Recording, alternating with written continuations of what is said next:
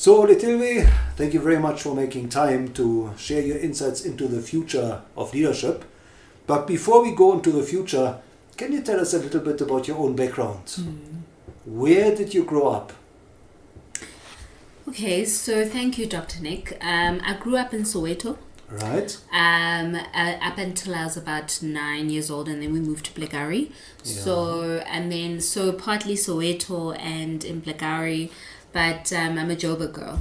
Right. Born and bred in Johannesburg. And what was your dream career when you grew up? You know, when I saw that, I actually had a little bit of a giggle because my dream career was to become a global talk show host. So Oprah Winfrey had a huge influence on me, and purely because I love the way in which she was able to connect with people and assist people, and that's part of my passion development, and seeing just people reach their potential. So my dream career was to have a global talk show. And I believe you started your career as a presenter, right? I did. So I started my career as a presenter. I was on SABC2 on Hey SA, where I had my own talk show, actually. Not talk show, sorry. It was like a game show. And then I went on to ETV, where I featured on Sisterhood as well as Frenzy. Right. Sisterhood was also like a talk show, but for teens. Right. And then Frenzy was like a music show. So I was a presenter for ETV. Yeah. And then I moved on to Green Intentions on SABC International. And it was an environmental show, and I was a presenter there. So I guess it's always been in my blood. And then the last year I was a residential judge for a show called Game Plan on SABC2. Right. So I still do it on the side. It's always going to be my passion, and it's part of my DNA, I guess. And I believe you launched your own online show? Yes, I did, called Secrets to Success. And the show primarily is about getting senior executives, middle management, senior management, and entry level, just all in one room, and saying, what is the secret to success? How do I navigate across the corporate jungle? And purely the reason why I started it is that when I first started in corporate, I felt like as a female, especially a female of color, I felt like I didn't have a voice.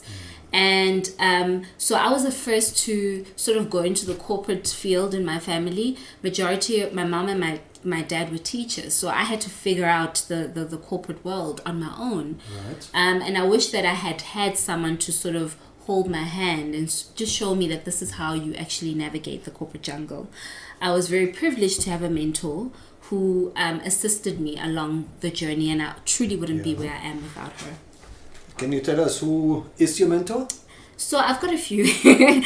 But Peggy Sue Khumalo, Nonhlanhla Peggy Sue Khumalo, who's currently the CEO of Wealth and Investment at Standard Bank, but I met her when I was still at Investec. So she played an instrumental part of my life. We met about 10 years ago when I first started at Investec, and she consistently was there to help me and often fight my battles, actually. Right. And she taught me the difference between mentorship and sponsor. So I would say that without me realizing, she was actually my sponsor more than a mentor.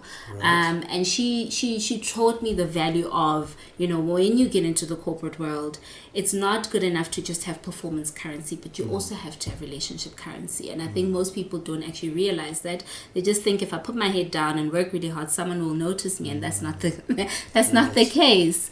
I also have to thank Investec for actually assisting me at large with building relationships, because that's part of the culture. It's part of the DNA of Investec, is to build relationships. So that relationship building was really cultivated at that entry level when I first started, which was tough and intimidating at first. But now when I think of it, it was actually the best training ground. Cutthroat, but best training ground. And it best prepared me for where I am today. So can you tell us who inspired you in your early days? My mother. I'd say my mom is my pillar and my rock. I've never met a woman who has so much resilience and steel, and my mom is a go-getter and an implementer and an executor. So my mother from day one has always been my inspiration. And then, like I mentioned, Oprah Winfrey, because when you're growing up, that sort of black excellence and black success is one that resonated with my heart, that wow, as a black female you can actually do a lot. So I would say those two people played a huge role in my life when growing up. And I believe you invested a lot in your own education, right? I did. So I went to, I was at Craigville Primary, Parktown Girls High. I was a prefect there. Then I went into University of Johannesburg, where I studied BCom Finance. And then I went to Monash to do my postgraduate diploma in management, specializing in corporate governance. And then I'm currently pursuing my CFP with University of Free State. Ultimately, I want to get my MBA and doctorate. So that is something that is in the pipeline. Can you tell us what the future holds for Oletilwe? Past the MBA and the doctorate? I would love to truly segment myself within corporate South Africa and possibly reach CEO level. And I do believe that it is possible. I am very blessed to have the ability to ask for mentorship and sponsorship. I've just been here for a few months and I've got really great sponsors, people who said, no, I wanna walk this journey with you, But it's all, again, relationship currency and performance currency goes hand in hand. So I see myself one day, leading a big organization. And I believe from university, you went straight to Investec, right? Yes, I did. What attracted you to the world of finance? Okay, so that's funny because I must be honest, that career was carved through my mother. So as I alluded earlier on, my passion's always been television. And my mom was like, there is no way my child is just going to study communications or television. And that was just her. And when I was studying, it was quite tough. And I remember a voice saying, this is what you're going to do. And I was like, no ways. But what purely attracted me to Investec is the brand. And I had friends that were working there. And I knew Peggy Sue Khumalo was there as well. And just following her trajectory attracted me to actually saying, hey, let me apply for a role here and let me get in. And I started an entry level in the client support center. I worked my way to being a private banker. And then after being a private banker, I was in corporate institutional banking as a middle office consultant. And then, that was my final stint at Investec, and I was there for 7 years. Right. And then I was headhunted for the role at Allen Gray as a client relationship manager. And I believe you chaired the Toastmasters chapter? Yes, I did. So you do your research really well. So the Toastmasters really, and what I loved about Allen Gray is you came up with an idea and they would just back you. So Toastmasters was already there at our head office based in Cape Town. And what I realized is that our office in Johannesburg was fairly sizable, but I felt like a lot of opportunities sat at Cape Town. So I spoke to my immediate boss at that time to say, look, I have this idea, I want to do this. And she's like, run with it. And so I started it. And then after some time, obviously we have to elect. And then I became president, which was truly by God's grace. And that was a phenomenal experience. I think that also helped me in my role at Allen Gray, because I was a client relationship manager. And what that entailed was financial literacy. So our role was to educate people around the importance of finance and financial inclusion. And so Toastmasters only was something that actually made sense to say, let me actually acquire this skill. I've always been passionate about talking and I'm not shy to be in front of an audience. However, I wanted to sharpen those skills within a safe environment. And I believe that Toastmasters provided that platform for me. Right. And then what is it that made you join Old Mutual? Oh my goodness. Old Mutual has always been a company that I've always wanted to work for. I think, again, I'm not shy to say that I am pro-black females, and when I looked at Old Mutual and I looked at how transformed it was, that was the really drawing card for me coming to Old Mutual. I didn't apply for the role. Again, I was really blessed to sort of have a recruiter sort of link up with me on LinkedIn and say, hey, let's have a coffee. A coffee then turned into, there's this role. The initial role she presented to me from Old Mutual, I was like, no, this is not me. And I was very intentional about, okay, I am 33 and I'm very intentional about this as a career. It's not about money. Money is a proponent. However, what drives me is, can I build a career? Am I passionate about what I'm going to do? So that didn't, I was like, thank you, but that's not going to work. And then she came back again with another role. And what I loved about that executive recruiter is that she honestly understood exactly what I wanted. And then when this came to the table, I was like, yes, let me give it a shot and see how far. And then a few interviews later, here I am. Old Mutual is a diverse, transformed organization that truly cares. I think I've also been following the organization for some time, and I love the ethos, I love the values, I love the fact that they are pro developing their talents. There's so many programs and so many ways in which you as a person coming into Old Mutual can sort of segment yourself to different things so that you can be recognized while performing in your role. And I think that's what really attracted me to the organization. Now, looking back over your career, would you say there was a major turning point where things could have gone different, but you decided to take your career this way? Yeah, no, definitely. While I was at Investec, there was another role that I was sort of gunning for years. And I kept sort of getting you'd get close enough but not getting it. And I remember when Alan Gray came to me and said, hey, look, we want you. I actually said, no, I'm okay. And then they said, no, let's have a coffee. Because I was really gunning for another role at Investec. So that was the major turning point. And they the offers came at the same time. Because then after speaking to a representative at Alan Gray, I actually realized, hang on, this is a great opportunity. I'd be a fool to let it go. And then I thought, okay, let me interview and see what happens.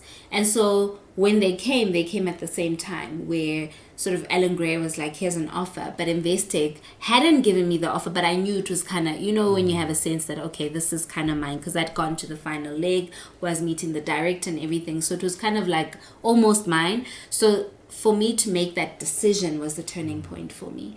And also because you've built your brand in an organization, you've worked so hard. I was there for 7 years, so I was thinking, am I making the right decision here?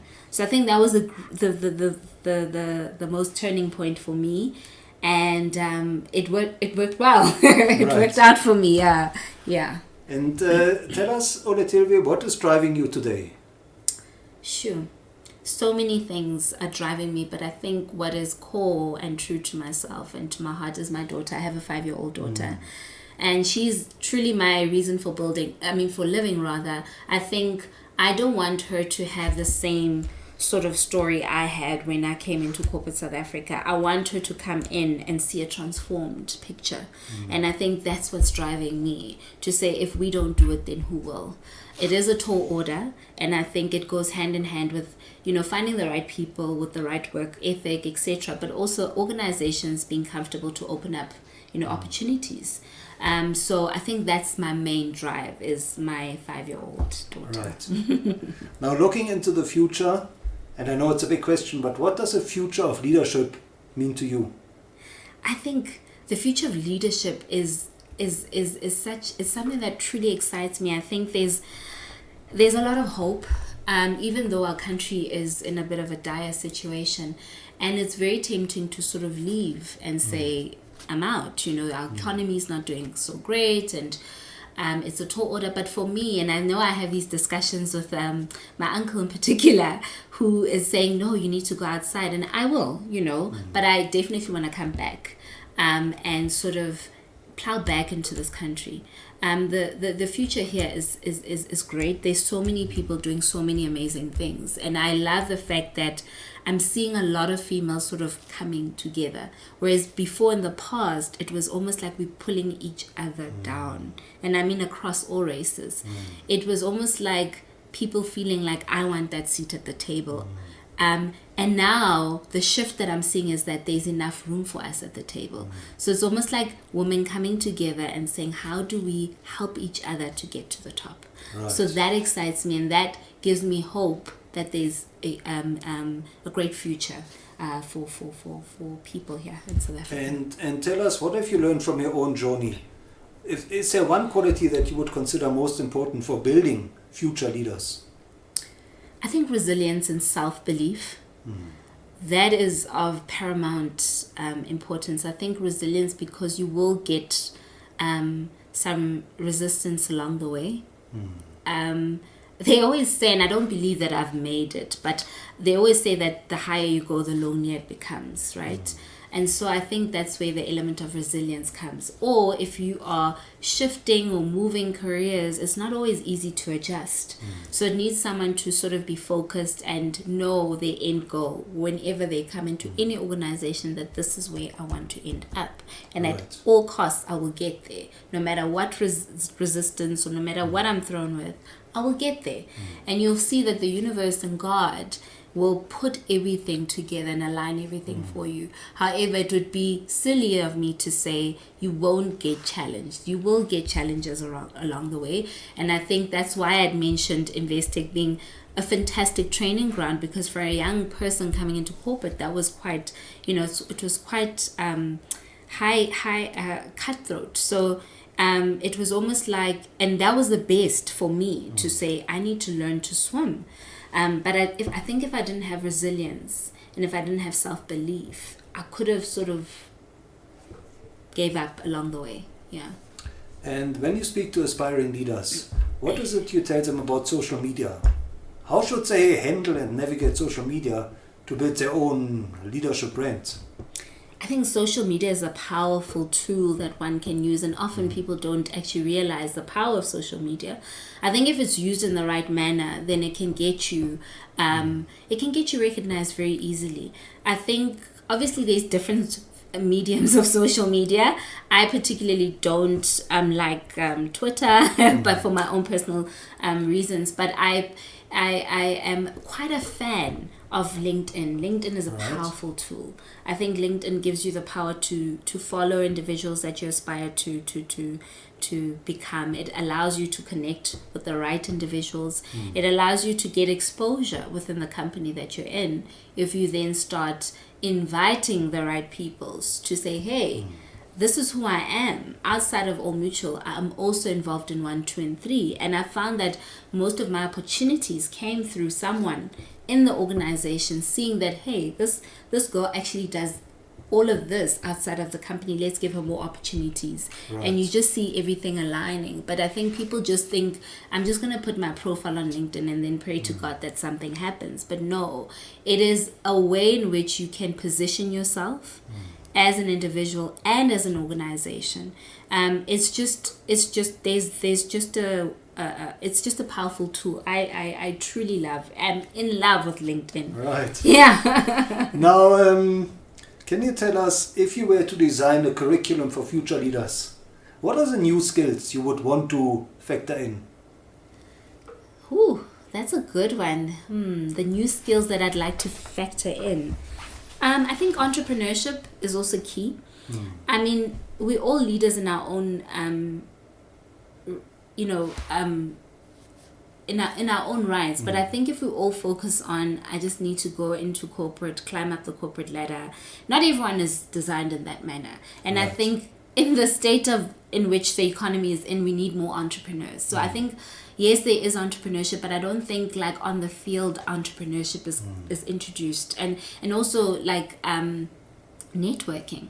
I know we undermine it, but or we sort of think you'll learn it along the way. Most people don't know how to network. I've seen CAs, SEMA, actuarial people who are struggling to find jobs, and I don't get it. I'm like, how? And then when I realize that their selling skills or their relationship building skills are not so great, and then I'm like, hang on, here's a gap. Because when we go to university, we're just learning theory, but we're not also learning entrepreneurial skills. We're not learning relationship building skills. We're not learning all those other components that actually help you to win within any industry that you find yourself. Because as an entrepreneur, you need to be able to network with the right people. You need to be able to find the relevant key decision makers to help you grow your business, right? And that's still the same within organizations. Whichever team you're in, you are an entrepreneur in your own right. You are sort of, running your business in your own right. So you still need those relationship skills, those networking skills, and so those softer skills. I would say universities need to look into. Now you mentioned challenges, especially in a corporate career. So what's your advice for future leaders that embark on a corporate career? What are the kind of challenges they can expect and they should actually anticipate? Yeah.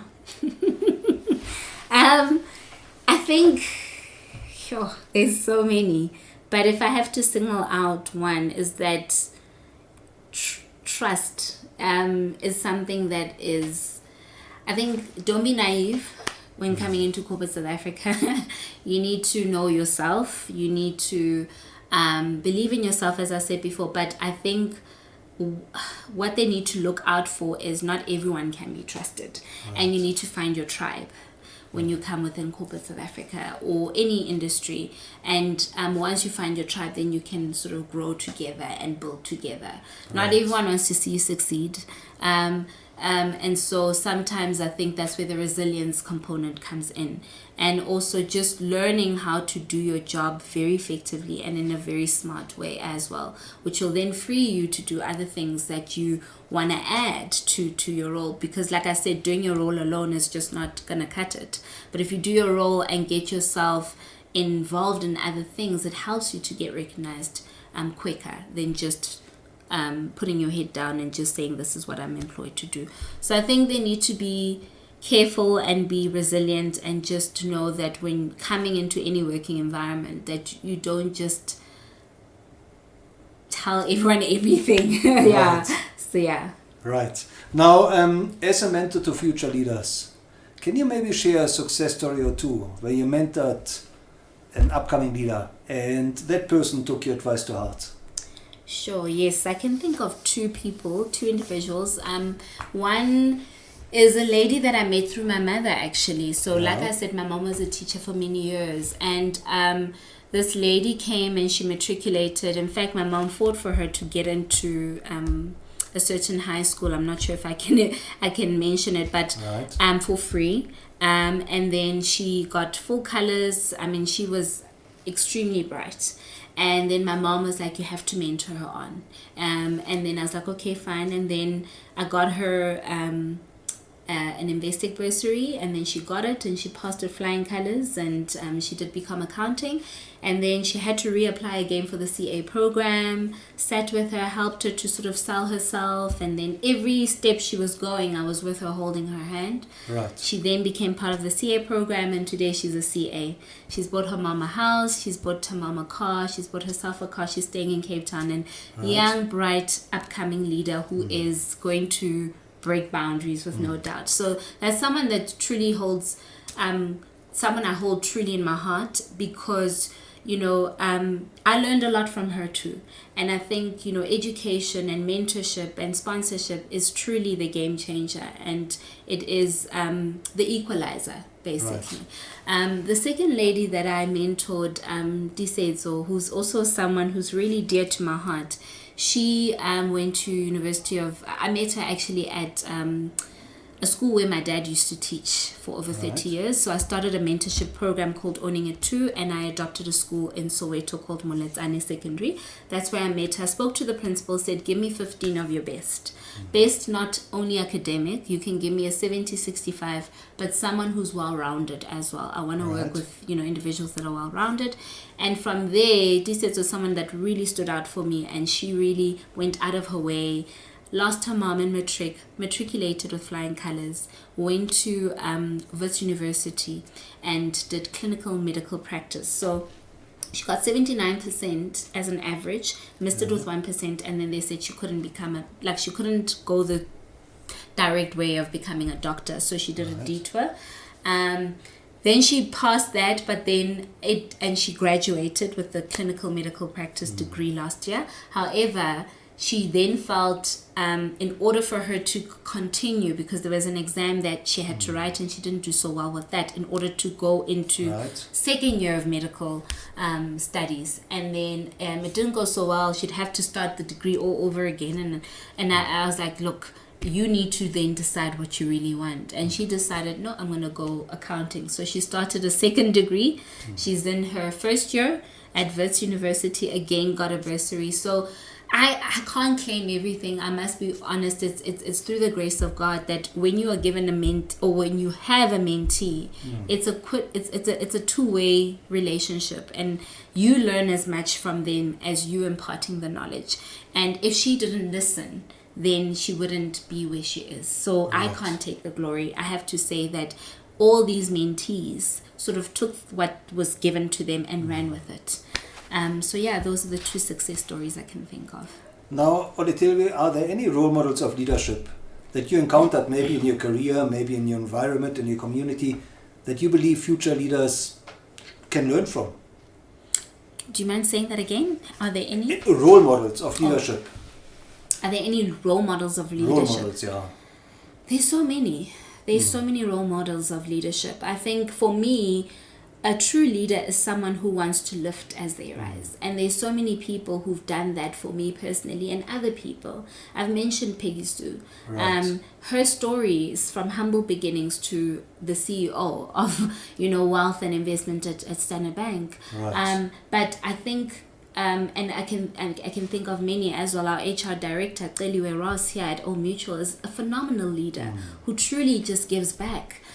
So there are definitely a lot of role models. I think people need to always remember that when you are going to someone to say, please can you mentor me, or please can you sponsor me, that it's a long relationship. It does it, and it's not just taking, it's giving. I always say sometimes you have to give before you can get.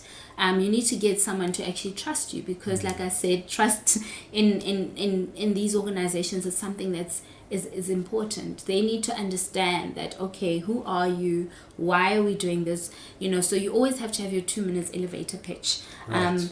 When you come to someone and say, please can you mentor me? It doesn't have to be perfect, but at least you've done that digging internally to say, I've identified you as someone that I look up to and who can help me to get to where I am.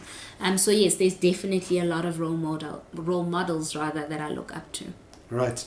Now, Oletilwe, how can our listeners get hold of you, and where should they follow you? I think LinkedIn, number one, is my biggest, I work really hard, LinkedIn. So if they search for my name, Oletilwe Mogashoa, they'll be able to find me. I've also on Secrets to Success with my online talk show that I have. So it's www.secrets with the number 2 success.co.za. So secrets to success.co.za. And then yes, I think those are the two platforms in which they can get hold of me. On LinkedIn, I have my email address there, and also I'm very responsive. So if they send me a message on LinkedIn, they'll get to know me, and then possibly get my details, and then we can take it from there. And last but not least, is there one piece of advice that you would really like to convey to future leaders that they should implement in their own lives? I think, what resonated with me when we saw the rise of Miss Universe with Zozini is take up space. I can't even say it even more. Take up space and really go for your dreams. Put your head down. I'd say visualize, have a vision board, and put everything down as to what you want to achieve, and then identify the people who would be able to assist you in terms of achieving that dream, and work hard, study, consistently uplift yourself through studying, consistently look for ways in which that could enhance you in different ways. There's podcasts now, there's YouTube, there's so many videos and different ways in which you can sort of use platforms to use to uplift you as an individual. But I'd say self-belief, number one, and self-awareness, and then also just going after your dreams. Like, just always have a game plan of how you want to go out and achieve your dreams. So take up space. Right. Well, Oletilwe, thank you so much for sharing your insights and your wisdom into the future so generously, and for being an inspiration. Thank you so much, Dr. Nick, for having me on your platform. It's truly an honor. I truly appreciate it. Thank you.